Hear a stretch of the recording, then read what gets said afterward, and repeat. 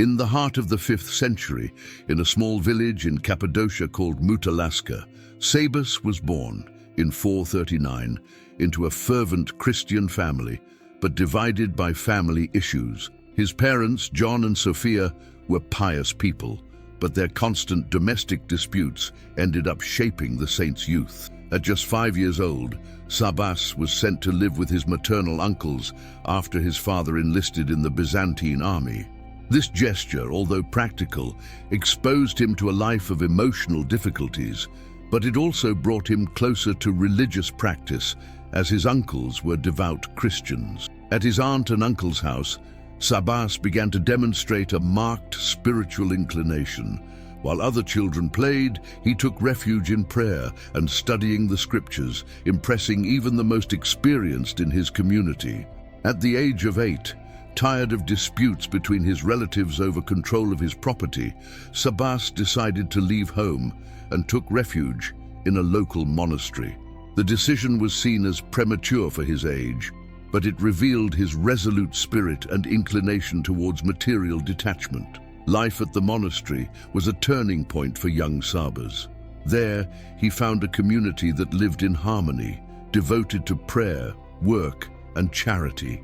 It was the ideal environment for his spiritual growth and maturation. The monks, impressed by Sabas's discipline and fervor, welcomed him as a younger brother, providing him with education and a constant example of Christian virtues. He learned to read and meditate deeply on sacred texts. As the years passed, Sabas grew in grace and wisdom. His constant prayer life and humble service caught everyone's attention. Many believed he had a special calling, something that not even his young age could hide. At 18, Sabas decided to deepen his vocation and seek a more austere life. He left the monastery and went on a pilgrimage to Jerusalem, a mark of his radical surrender to God's will. Upon arriving in the Holy Land, Sabas was amazed at the places where Christ had walked. Every step was an invitation for him to imitate Jesus in his poverty, humility, and sacrifice. He felt his calling called him to something deeper. Sabas found refuge in the monastery of Saint Euthemius, a renowned ascetic of the time. There, he was received as a novice and subjected to strict monastic discipline, something that only strengthened his determination to pursue sainthood. Under the guidance of Saint Euthemius, Sabas immersed himself in a life of prayer and penance.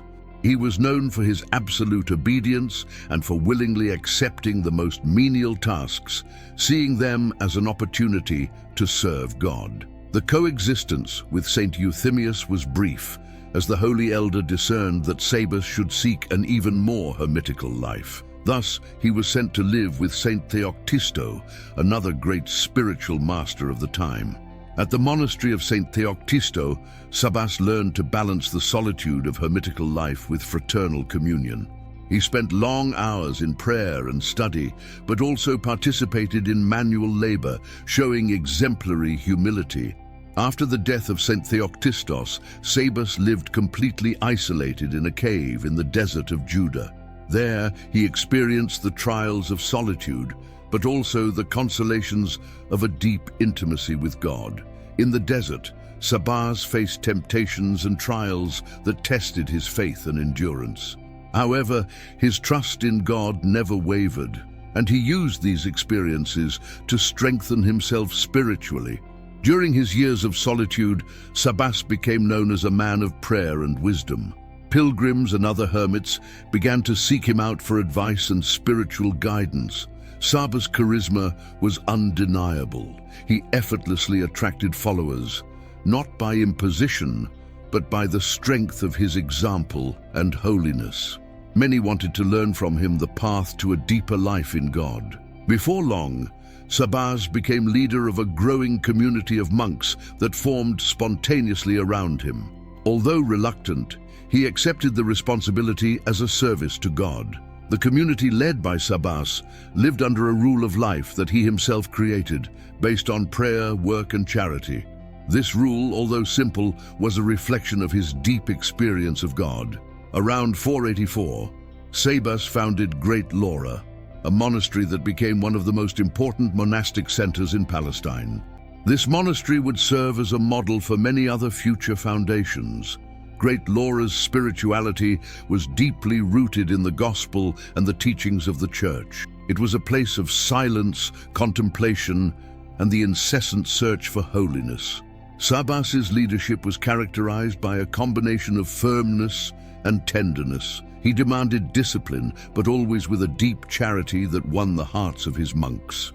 Under his direction, the Great Laura grew not only in numbers, but also in spiritual influence. Monks from all over the region came to seek the spiritual formation that Sabas and his community offered. Despite his leadership position, Sabas remained humble and detached. He continued to live austerely, showing that true power lies in service and simplicity. Sabas's life, up to this point, was already a shining testimony of fidelity to God and the Church. However, the challenges and responsibilities that awaited him would further test his faith and leadership. As Great Laura prospered, Sabas devoted himself intensely to the spiritual formation of his monks. He saw each soul as a treasure entrusted to his care, and his heart burned with love for God and his brothers. Among the monks who met under his guidance, there was great diversity. Some were experienced ascetics, while others were novices seeking spiritual direction. Sabas knew how to welcome everyone with patience and wisdom. Despite the harmony that reigned in the monastery, Sabas faced external challenges. The political and religious tensions of the time often interfered with the life of the church, bringing unrest even to the desert. The Monophysite controversy, which denied the two natures of Christ, was one of the main heresies of the time. Sabas, defender of orthodoxy, remained firm in defending the doctrine proclaimed by the Council of Chalcedon. His fidelity to the church led him to be frequently consulted by bishops and religious leaders. Despite his contemplative life, Sabas became an authoritative figure on theological and disciplinary issues. Sabas's humility was such that he never sought prominence or influence. However, when the truth of faith was at stake, he took a stand with courage and conviction, earning respect and admiration. During these years, many miracles began to be attributed to Sabas. Pilgrims reported cures and conversions when visiting him, and the fame of his holiness spread throughout Palestine. Sabas's influence caught the attention of the Patriarch of Jerusalem, who saw him as a valuable ally in strengthening the unity of the church. Sabas, however, always preferred to return to silence and prayer. One of the most memorable moments in Sabas's life was his visit to Constantinople, where he was called to intercede with the emperor on issues relating to the church in Palestine. He, a simple monk, faced the power of the empire with the courage of a prophet. At the imperial court, Sabas presented his petition humbly but also firmly. He defended the rights of the church and asked for protection for monasteries and Christian communities persecuted by the Monophysites. His presence in Constantinople left a deep impression. The emperor, impressed by his wisdom and holiness, responded to his requests, thus ensuring peace and protection for Christians in the Holy Land. Returning to the desert, Sabas rededicated himself to the life of prayer and the care of his monks. He always saw temporal matters as secondary to his main objective, the pursuit of holiness. Despite his efforts to avoid the spotlight, Sabas was ordained a priest, a decision made by his superiors so that he could better serve the community. He accepted ordination with humility and obedience. As a priest, Sabas became even closer to his monks. He administered the sacraments with great reverence and encouraged everyone to grow in spiritual life, reminding them of the ultimate goal, union with God. Discipline on Great Laura remained strict, but not severe. Sabas understood that true holiness is not based only on penance, but on an intimate and loving relationship with God. His spiritual leadership inspired new monasteries to be founded under his guidance. Before long, Sabas became the leader of a confederation of Lauras who followed the same spiritual principles he had established. These monasteries were true beacons of faith in a time of uncertainty. They promoted prayer, the study of scripture, and the practice of charity, profoundly influencing Christian life in the region. Despite his great responsibilities, Sabas never abandoned his life of austerity. He continued to live simply, dedicating long hours to prayer and silence, in total dependence on God. The monastic community faced occasional challenges, such as internal disputes and material difficulties. Sabas, with his wisdom and patience, resolved these problems in a fair and compassionate manner. He was also concerned about the poor and the pilgrims who arrived at the monastery. Sabas made sure that everyone was welcomed with charity and dignity, as if they were welcoming Christ himself. Over the next few years, Sabas's health began to decline, but his soul remained strong. He continued to be an example of perseverance and faith for his monks, even in adversity. Popular devotion to Sabas grew more and more. People from everywhere came to seek his blessing and guidance, seeing in him a true man of God. Amidst the praises and honors, Sabas remained faithful to his original calling, to be a humble servant of Christ. He never allowed fame to interfere with his spiritual life. As time passed, Sabas became a true spiritual father to the Church of Palestine. Its influence was not limited to the desert, but also reached cities and Christian communities. Sabas's wisdom was widely recognized not only by his followers, but also by his adversaries. His life reflected an integrity that disarmed even the most hardened hearts. As Sabas approached old age, his spiritual presence remained as vigorous as in his youth. His life of prayer and charity attracted crowds, but he always prioritized silence and retreat in the desert. Even with his advanced age, Sabas did not stop traveling in the name of the church. When doctrinal controversies threatened Christian unity, he was called to mediate and defend the faith with courage and wisdom. Once Sabas was summoned to Constantinople again, this time by Emperor Justinian. Although reluctant, he understood that his obedience was necessary for the good of the church and the Orthodox faith. At the imperial court, Sabas was received with great reverence.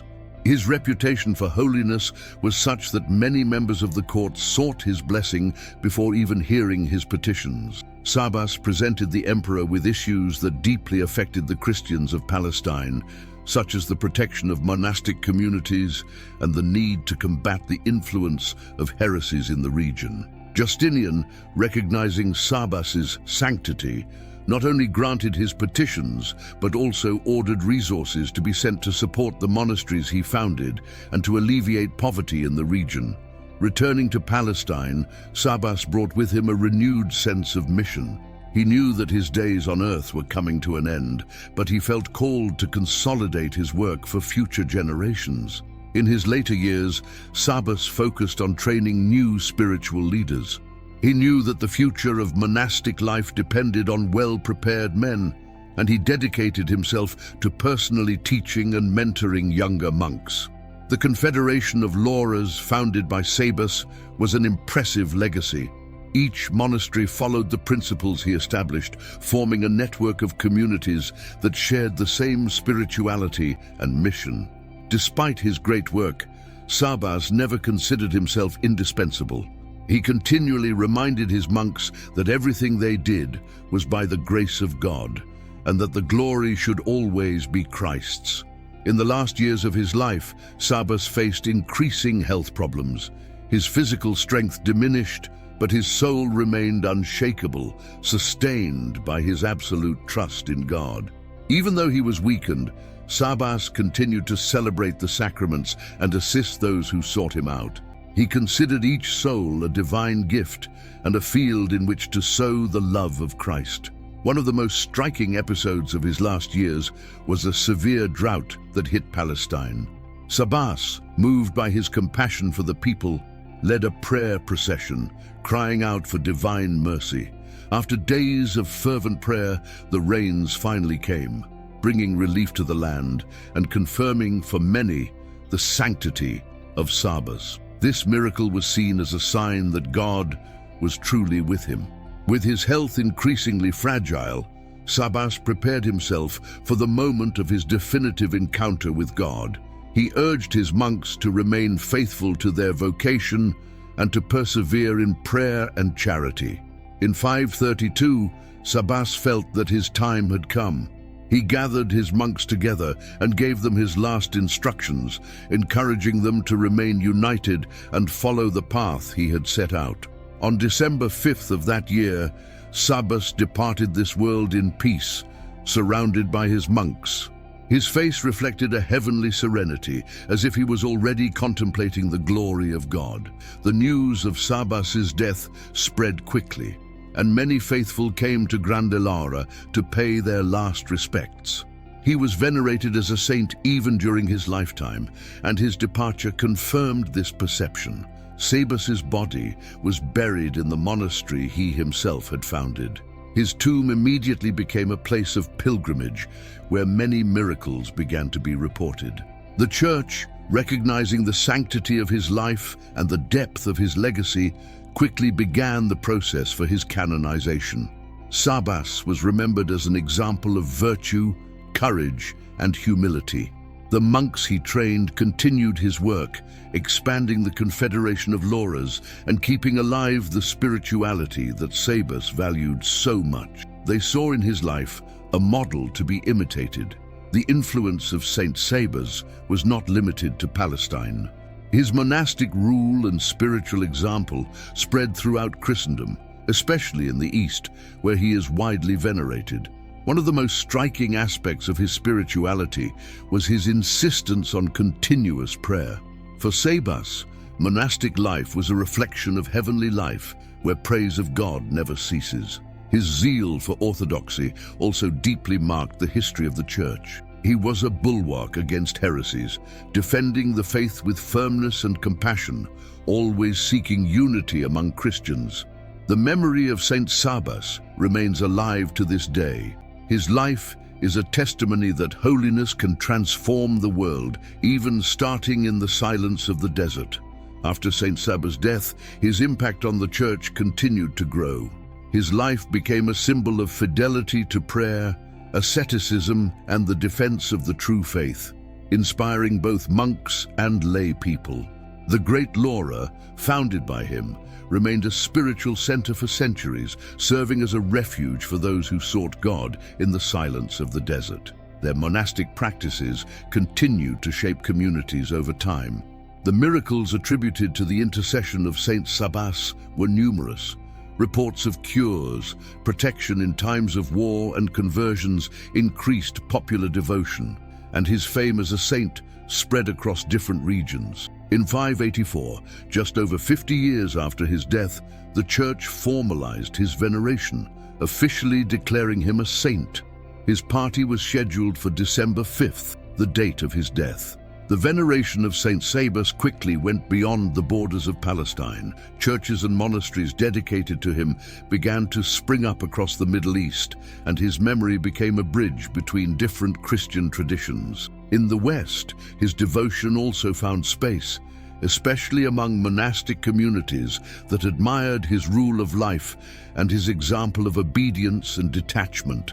His story was recorded in hagiographies that circulated widely. The monastery of Grande Laura remained the guardian of his memory. His relics, preserved with great reverence, were seen as a source of blessings and protection for those who venerated them.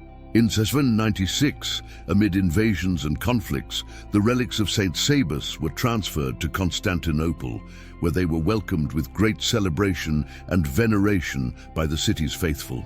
Centuries later, in 1204, during the Fourth Crusade, the relics of Saint Sabas were taken to Venice.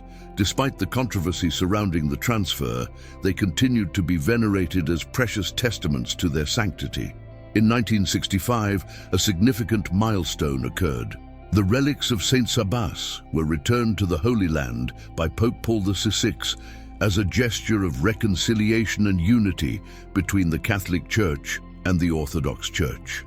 The return of the relics to the Grande Laura monastery was a moment of great joy and spiritual renewal. The presence of Saint Sabas in its original location strengthened ties between Christians of different traditions. The monastic rule of Saint Sabas continued to influence the life of religious communities. His emphasis on prayer, work, and charity became a timeless model for monastic life. The spirituality of Saint Sabas reflected a deep trust in divine providence.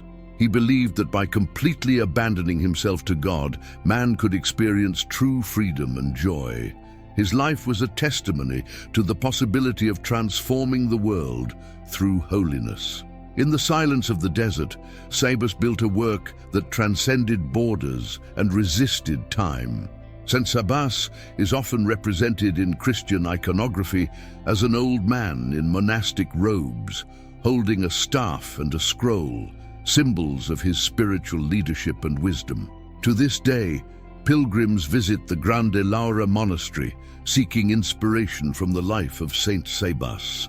His words and actions continue to resonate, guiding those who seek God. His defense of orthodoxy in times of crisis made him a model of courage. He proved that the truth must be defended firmly, but always with charity and humility. Saint Sabas left a spiritual legacy that goes beyond the limits of monastic life. He taught that every Christian is called to pursue holiness regardless of their specific vocation. His life inspires those facing modern challenges. Saint Sabas' dedication to silence and prayer reminds us of the importance of seeking refuge in God amidst the distractions of the world. Many scholars and theologians consider Saint Sabas one of the greatest saints of the Eastern Church, comparing his work and influence to that of other great monastic founders, such as Saint Anthony and Saint Benedict. His message of unity remains current. It is a symbol of reconciliation between divided Christians, pointing to Christ's call to communion and mutual love. Saint Sabas is also remembered for his compassion for the poor and needy. He saw service to others as an extension of his love for God, a teaching that continues to inspire works of charity.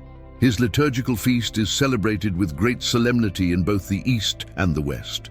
In many places, she is accompanied by processions and readings of texts that narrate her life and deeds. The memory of Saint Sabas remains alive not only in monasteries, but also among believers who find in him an example of perseverance and faith amid the trials of life. Today, Saint Sabas is a beacon of holiness for all Christians, a testimony that, even in the silence of the desert, it is possible to leave a deep and lasting mark on the history of the Church and in the hearts of the faithful.